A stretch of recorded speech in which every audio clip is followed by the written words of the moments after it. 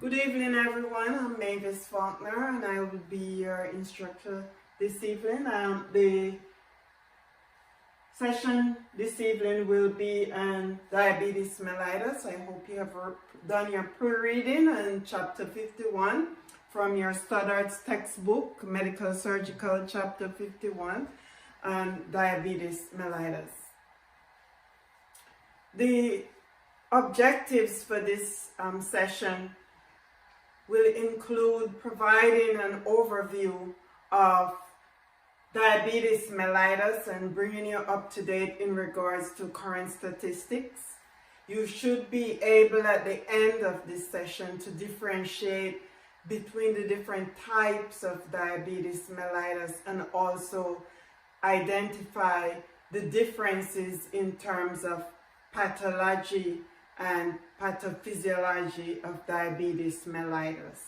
Additionally, you should know and be able to analyze when a patient has type 1 as opposed to type 2, which are the prevalent types of diabetes, and you should be able to classify the diagnostic criteria required for the diagnosis of diabetes. In addition, you should also be aware of, by the end of this session, of some of the modalities that are essential in terms of the treatment of diabetes mellitus.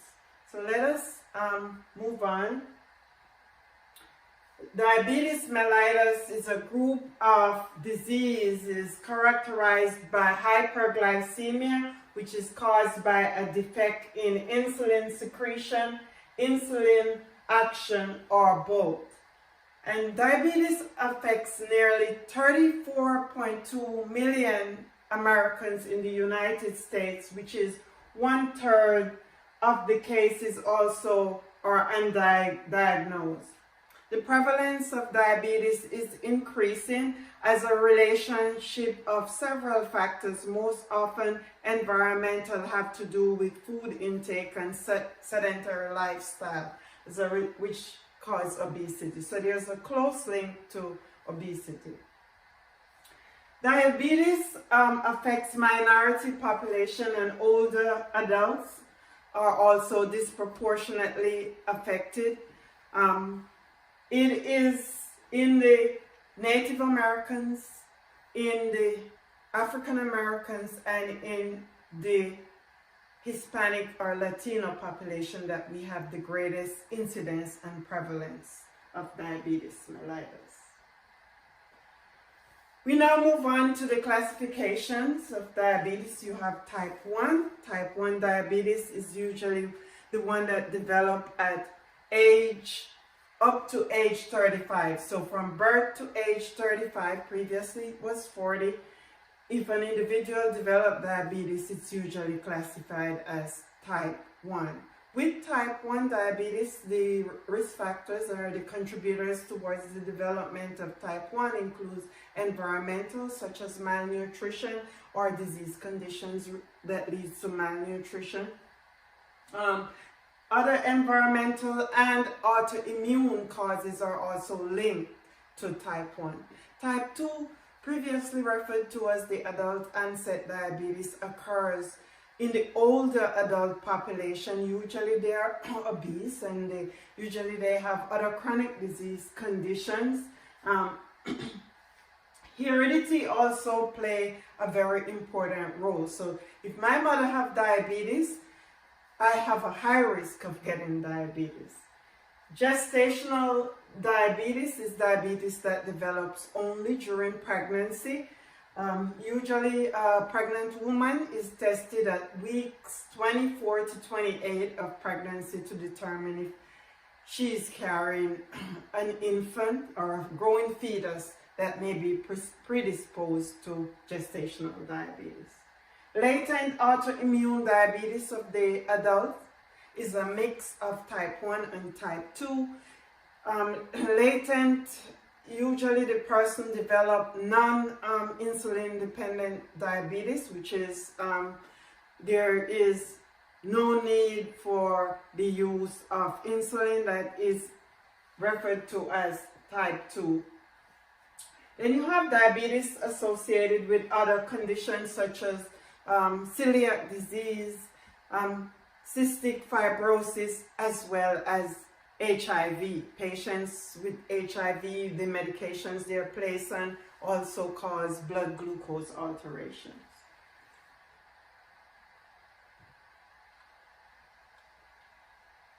We now move on to the functions of insulin.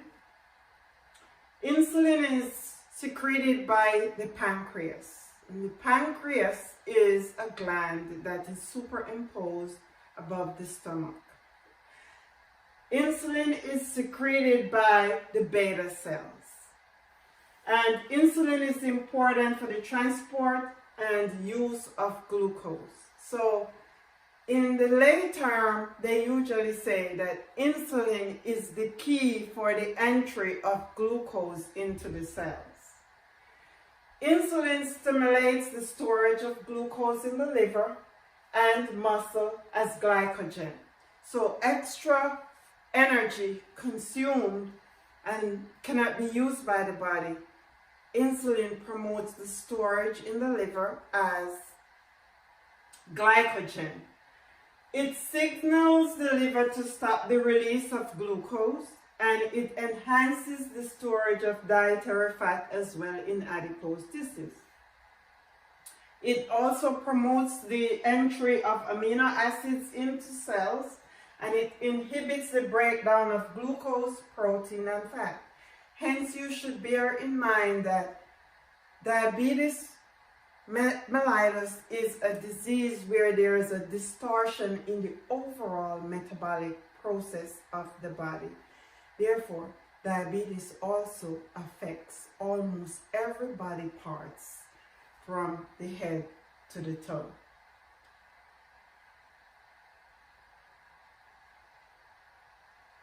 I already mentioned type 1 diabetes.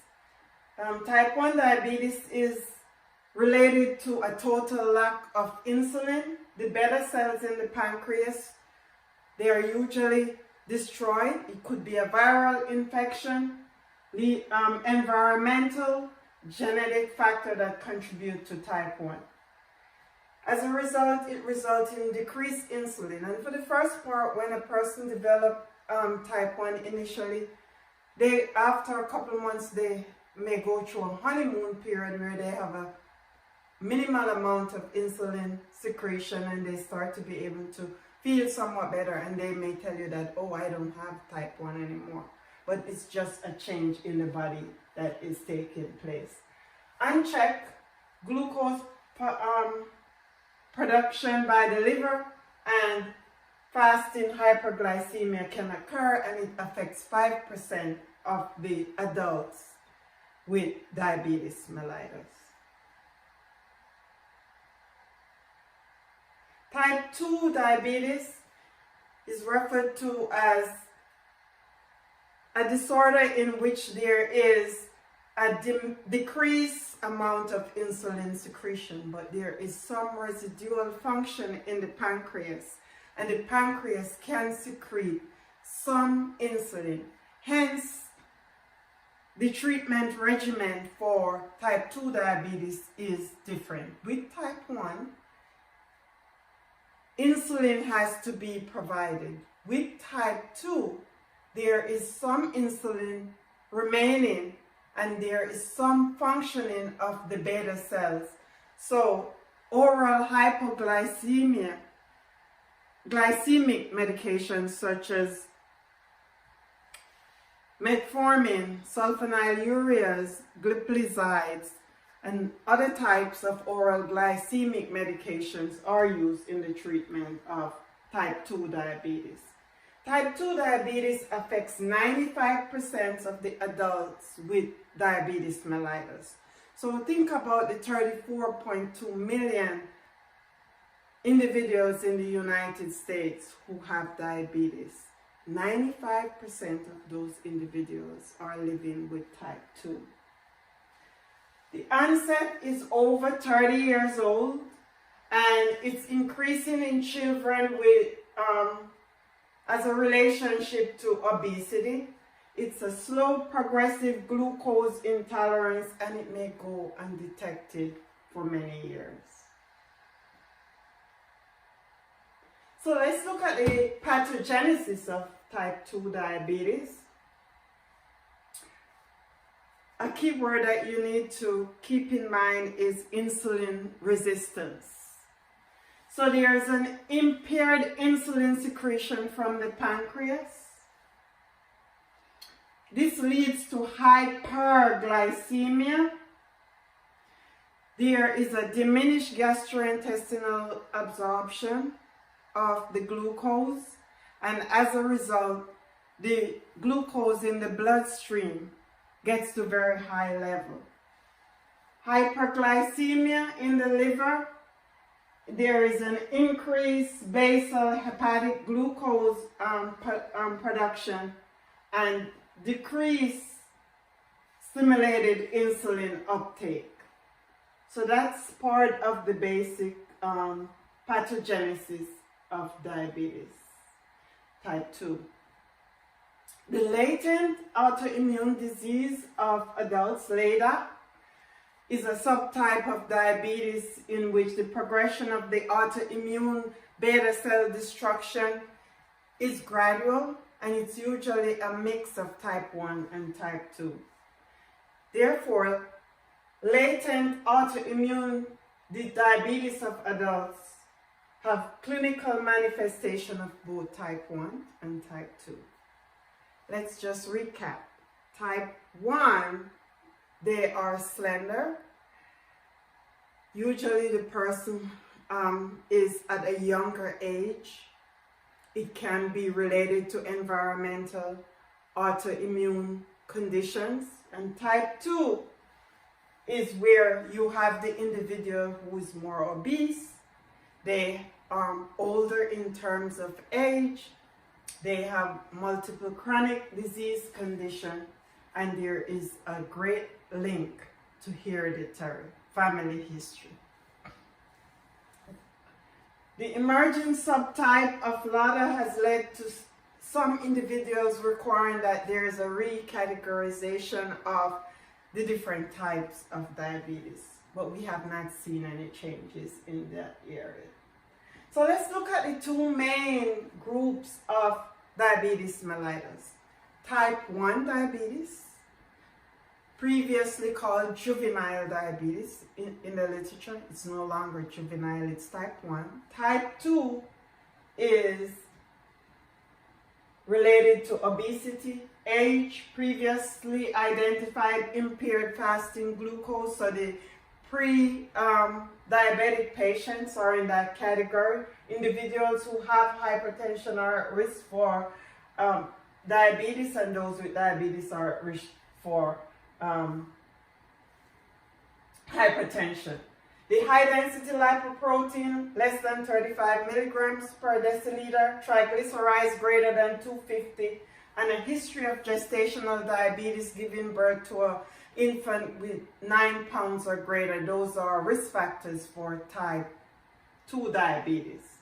For risk factors for type 1, early onset familial genetic predisposition, possible immunologic or environmental, viral or toxin. Those are the risk factors.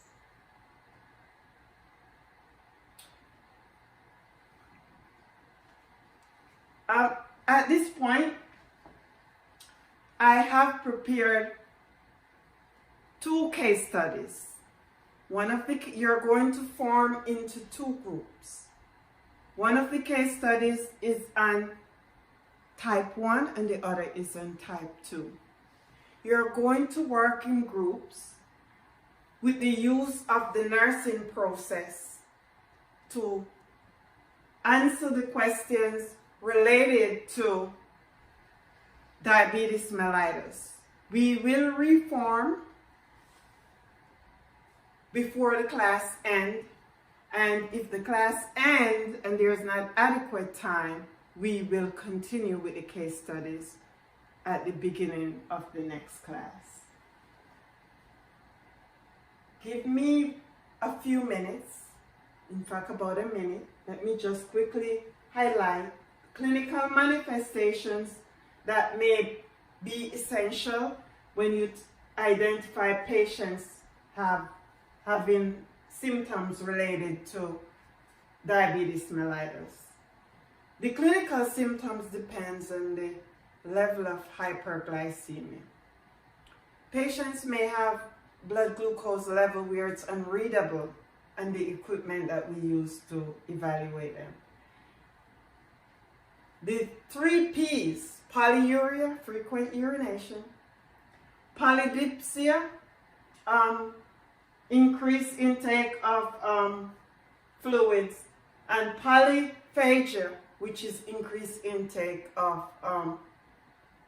food as a result of the inadequate absorption and use of glucose because of a lack of insulin or an inadequate secretion of insulin by the pancreas. The patient may have fatigue, weakness, vision changes, tingling, numbness of the feet, skin lesion, wounds that are slow to heal, and recurring infections. And no, cardinal sign in type 1 is weight loss. The diagnostic findings that you should look for and the criteria for the diagnosis of diabetes is fasting blood glucose above 126 milligram per deciliter, hemoglobin A1C greater than 6.5, as well as causal or random glucose level accompanying the cardinal signs of diabetes, polydipsia, polyphagia, and polyuria. We will end at this point tonight. Just a quick recap is that diabetes mellitus is a serious, complex, chronic disease condition. There are multiple categories of diabetes mellitus, but the major categories are type 1 and type 2. As you go forward in your nursing career, this is a disease condition that requires constant update in terms of information and care of the patients. So you will continue to be a lifelong learner in terms of your readiness to care for patients with diabetes mellitus.